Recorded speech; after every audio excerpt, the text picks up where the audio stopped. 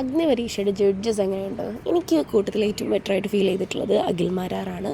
പിന്നീട് രഞ്ജിനിയാണെങ്കിലും അടിപൊളിയായിട്ട് തന്നെയായിട്ട് ഫീൽ ചെയ്തിട്ടുള്ളത്. കാരണം എന്താണെന്ന് വെച്ചാൽ ആ ഒരു ഒരു ഒരു അഗ്നിപരീക്ഷ എന്ന് പറയുന്ന സമയത്ത് നമുക്ക് ആ ഒരു സ്പാർക്ക്, അതായത് ആ ഒരു അഗ്നി എന്നുള്ള ഫീല് ജഡ്ജസിൻ്റെ ആറ്റിറ്റ്യൂഡിൽ നിന്ന് കിട്ടുന്നുണ്ട്. Judges means Akhil Marar and Ranjini Haridas, ഇവരുടെ ആറ്റിറ്റ്യൂഡിൽ നിന്ന് കിട്ടുന്നുണ്ട്.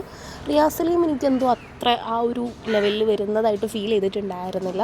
അപ്പോൾ ഇവരുടെ ഭാഗത്തു നിന്നും അവർ കുറച്ച് സ്ട്രിക്റ്റായിട്ട് നിൽക്കുക എന്ന് പറയുന്നത് വളരെ അത്യാവശ്യം തന്നെയാണെന്നാണ് എനിക്ക് തോന്നിയിട്ടുള്ളത്. അതായത് ചില കണ്ടസ്റ്റൻസിനോട് അവർ പറയുന്ന കാര്യങ്ങളൊക്കെ നമുക്ക് എന്ന് പറഞ്ഞാൽ ഓക്കെ ഇതൊരു പരീക്ഷണമാണ് എന്ന് പറയുന്ന ആ ഒരു ഫീല് തരാൻ വേണ്ടിയിട്ട് ജഡ്ജസിൻ്റെ ആറ്റിറ്റ്യൂഡ്, അതായത് ജഡ്ജസിൻ്റെ ഷോയാണ്, ജഡ്ജസ് പറഞ്ഞാൽ അനാവശ്യമായിട്ട് ജാട കടിക്കുന്നു, ആറ്റിറ്റ്യൂഡ് ഇടുന്നു, അങ്ങനെയൊക്കെ ആളുകൾ പറയുന്നുണ്ടെങ്കിൽ പോലും എനിക്ക് ഈ ഒരു മീറ്റർ വേണം എന്നാണ് കേട്ടോ എനിക്ക് ഫീൽ ചെയ്യുന്നത്. കാരണം എന്താണെന്ന് വെച്ചാൽ അല്ലെങ്കിൽ ഇതിങ്ങനെ ഒരു അഗ്നിപരീക്ഷയായിട്ട് മാറും. അതായത് പിന്നെ ഇതിൽ അവരെടുക്കുന്ന ഡിസിഷൻസ്, അതായത് പല ആളുകളും എവിക്റ്റ് ആകുന്നത് എനിക്ക് തന്നെ തോന്നുന്നുണ്ട് അൺഫെയർ എവിക്ഷൻസ് ആണോ, പക്ഷേ എനിക്ക് തോന്നുന്നു അത് കംപ്ലീറ്റ്ലി ജഡ്ജസിൻ്റെ ഡിസിഷൻ ആയിരിക്കും എന്ന് എനിക്ക് ഫീൽ ചെയ്യുന്നില്ല. അതായത് ബിഗ് ബോസ് പാനലിൻ്റെ ഇൻസ്ട്രക്ഷൻസിനനുസരിച്ചിട്ടായിരിക്കും ഇവരിത് ചെയ്യുന്നതെന്നാണ് എനിക്ക് ഫീൽ ചെയ്യുന്നത്.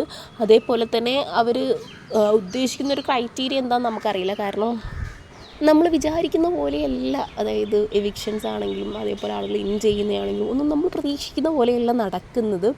പക്ഷേ നമുക്കിപ്പോൾ ഇതിൽ ജസ്റ്റ് അഭിപ്രായം പറയാനുള്ള സ്പേസ് മാത്രമേ ഉള്ളൂ. കാരണം നമ്മൾ വിചാരിക്കുന്നത് അവസാനത്തെ ഒരു 10-12 ആളുകളാവുന്ന സമയത്ത് ഓഡിയൻസിലോട്ട് ആരെ ചെയ്യണം, ആരെ ഔട്ട് ചെയ്യണം എന്ന് പറയുന്ന ആ ഒരു വോട്ടിംഗ് പവർ നമുക്ക് വരുന്നതാണ്. അപ്പോൾ ആ സമയത്തായിരിക്കും നമുക്ക് എന്തെങ്കിലും ചെയ്യാൻ പറ്റുന്നത്. ഇപ്പോൾ ഇവരുടെ ഡിസിഷൻസിന് വിട്ടുകൊടുക്കുകയല്ലാതെ വേറെ ഓപ്ഷൻ ഇല്ല എന്ന് പറയാം.